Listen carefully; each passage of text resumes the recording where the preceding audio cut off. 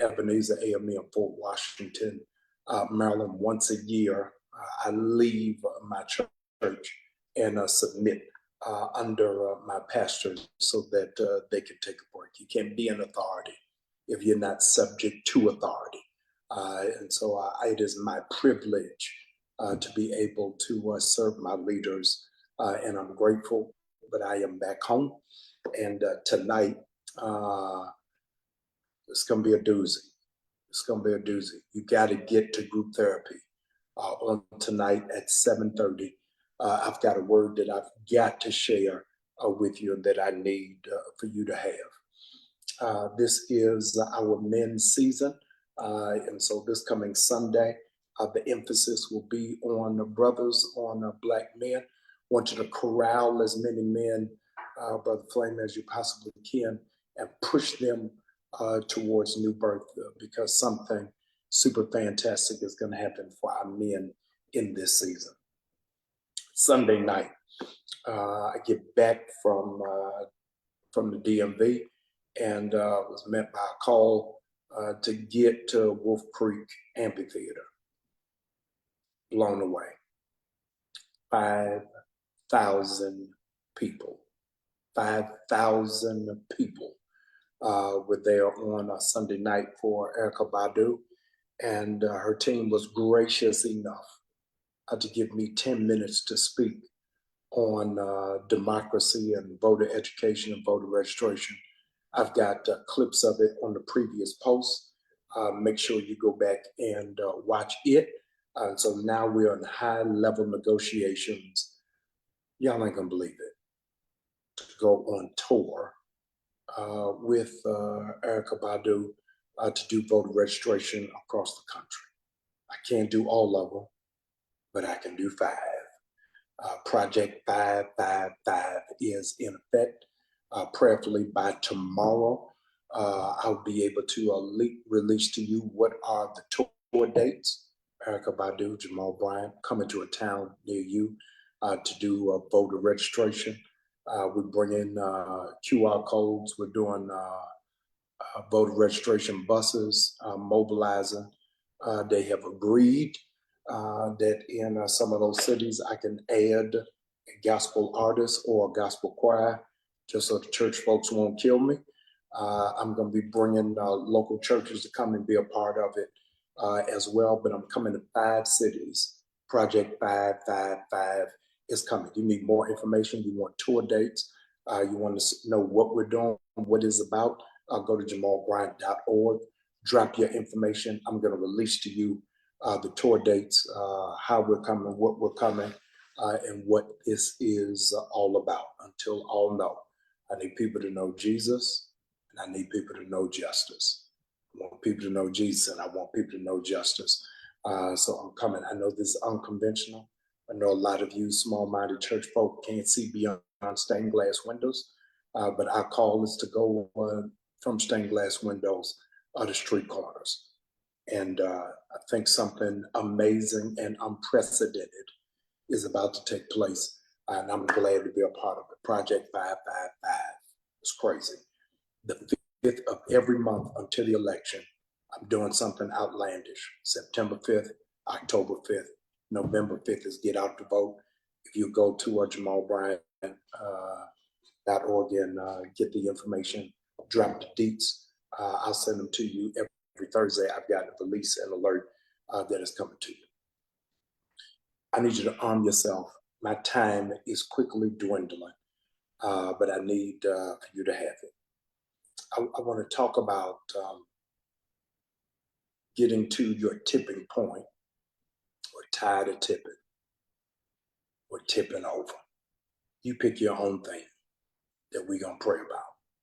There's a phenomenon that happens only in America, where no matter what it is that you are doing, they're going to come to you and flip the thing over.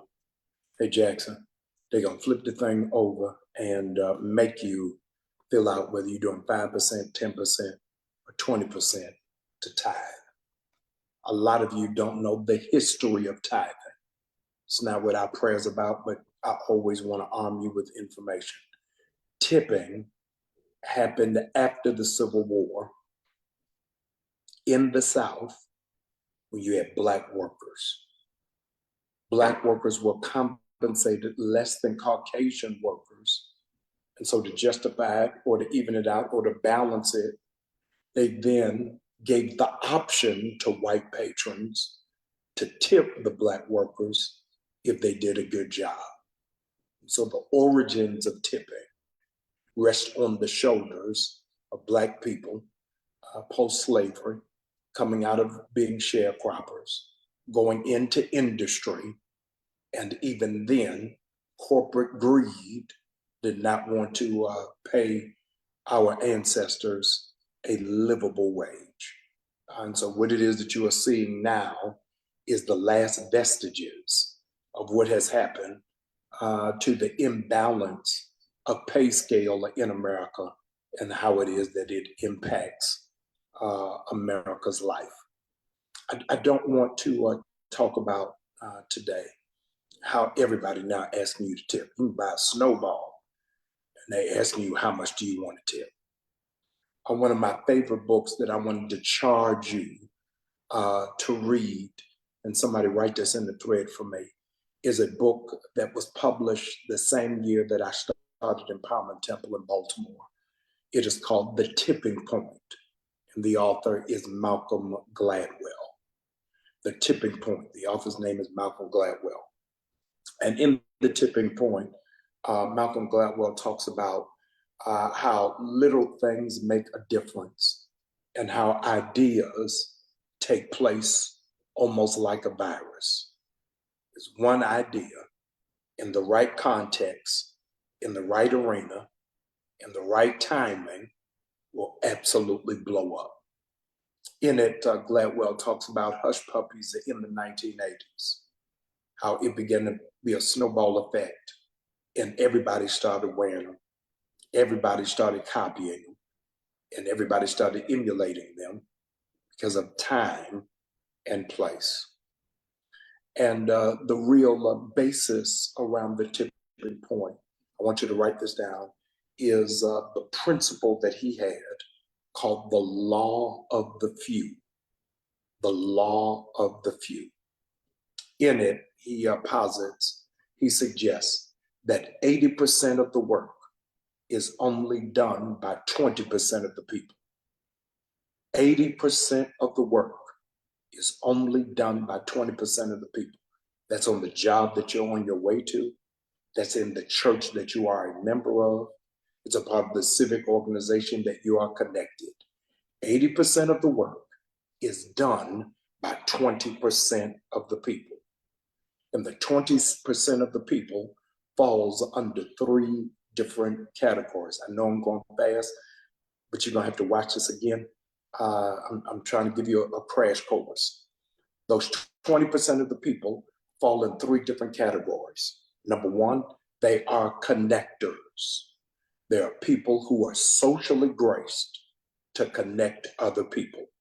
Those people have an orbit or a sphere of influence of 100 people.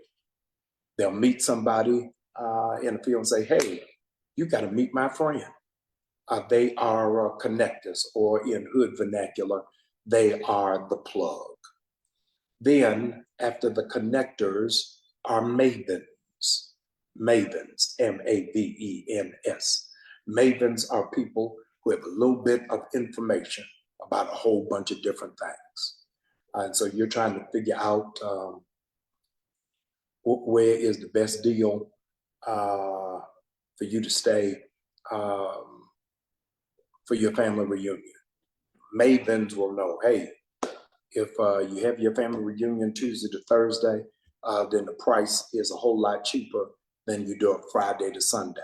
And you got to use Hilton Rewards or use Sheraton Plus. Mavens have that level of information. Hey, if you'll drive 15 minutes further, then your gas will be 15% cheaper because of that zip code. Those mavens have data, they have information, they have awareness, they have understanding that is not in the general populace. And so you have connectors that connect you to people. You have mavens that connect you to information. The third is salesmen. Salesmen. Of that 20% falls in one of three categories: is connectors, mavens, and salesmen. Those of you who are just coming in, I am extracting this from Malcolm Gladwell's Tipping Point book, published in the year of 2000. It says, salesmen will talk you into something. Hey, this is why you got to buy these shoes.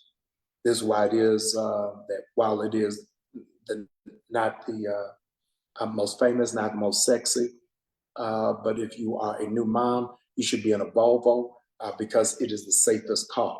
It has the strongest doors. It has the best crash resistance. It has the most sensitive airbags. And so they're selling you into something. They'll tell you, hey, because your arches are low, because your feet are weak, then you don't necessarily need Crocs, but you need Birkenstocks, because Birkenstocks have a stronger input for your structure, because of your skeletal structure, because of your ankles, because you got low arches. Those are salesmen. They are selling you into information. The third one is what I've been driving to get you to for the last 7 minutes, is the stickiness factor. Your idea has to have the stickiness factor. And they did the stickiness factor by studying how children respond to Blue's Clues and to Sesame Street. So they did an in-depth study. They said that children, when they understand what is taking place, they watch the screen. When they do not understand, they look away. The stickiness factor of your idea is how long will people stay in tune and how quick do they look away.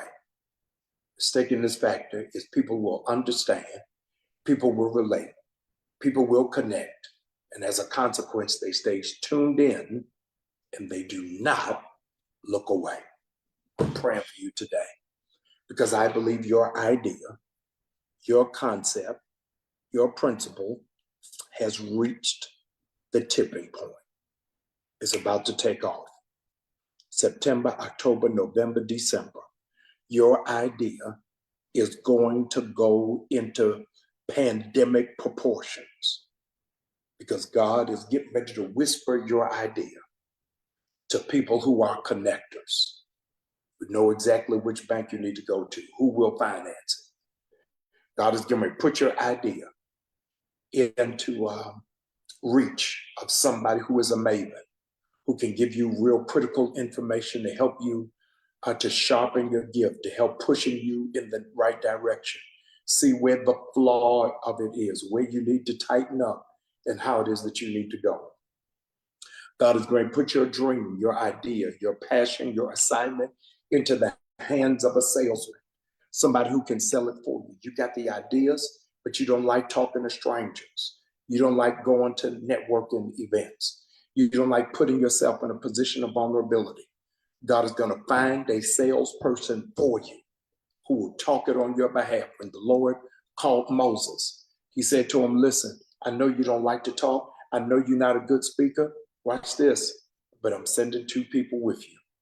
I'm sending somebody who's going to be a salesman. Let my people go. Somebody who is a maven to know when is the best time to talk to the Pharaoh based off of his mood possibilities. You are getting ready to experience the stickiness factor. Everything that God has put on you, folk will not be able to look away because it is going to be irresistible to your life. I hope you don't mind. I want to pray for you because it's time for you to get this ball started. It's time for you to get to the next level. It's time for you to understand how God is strategically choreographing the next move of your life. I hope you'll let me pray for you, with you, and about you. Let's talk to the Father. Good and gracious God, I am praying for my partner who's on the other side of this screen, that what they have been working on, what they've been praying about, what it is that they have pushed to the back of their mind, what they have been carrying for years, has now reached their tipping point. I pray, dear Lord, that their idea will get the stickiness factor, that who it is that they tell about it won't be able to forget it, won't be able to walk away from it, that they'll be connected to it. I pray, dear Lord, that in the month of August, 3 distinctive people will come into their life. 3 distinctive people will walk into their path. I pray, dear Lord, that you'll send them a connector, somebody who will get them in front of the right people, somebody who will whisper their name to influential people. I pray, dear Lord, that you will have them to come across a maven, somebody who has information, who has insight, who has understanding, who has expertise in the area that they are trying to get into. God, I pray that the 3rd person you send into their life will be a salesperson, somebody who will talk that talk for them, who will put their names in places that their feet have never stepped in. I pray, dear Lord, that something supernatural will happen on what it is that they are endeavoring to do for their family, for their children, for their business, for their ministry, for their assignment, and even for their passion. God, I pray that you'll do it. They are at their tipping point. They don't want to fall over, but they want to mount up on wings as eagles. They want to run and not get weary. They want to walk and not faint. God, I pray you'll do it for them, just as I believe you're going to do it for me. In Jesus' name, amen. Ladies and gentlemen, I'm excited about your future. I want you to meet me on tonight, and I want you to exercise your faith. I want you to model it. I want you to demonstrate it. 3 people are coming into your life: a connector, a maven, and a salesman. Somebody who's going to connect you to the right people, somebody who's got information about what you're endeavoring to do, and somebody who can talk about it for you. I want you to sow a seed of $30 into New Birth as just as an acknowledgement. I believe that this is going to happen for me, and so much so that I'm standing on it. Go to newbirth.org, sow a seed of faith, saying that I believe it. Those of you, your closest conduit is through Cash App, $ Crown Prince 07, $ Crown Prince 07. I'm challenging every person to sow a seed of $30 or as close to it as you possibly can. I don't want anybody left out, left behind. All you got is 3. All you got is 13. Do that. But I want you to go to newbirth.org. I want you to sow that seed of 30, saying, Pastor, I have reached my tipping point. I want you to put it in the memo as well. God bless you. I want you to meet me tonight at New Birth. I've got a word that is going to illuminate your consciousness. It is $ Crown Prince 07 if you're on Cash App, but go directly to newbirth.org is my preference. God bless you. Have an incredible day. I'll see you tonight.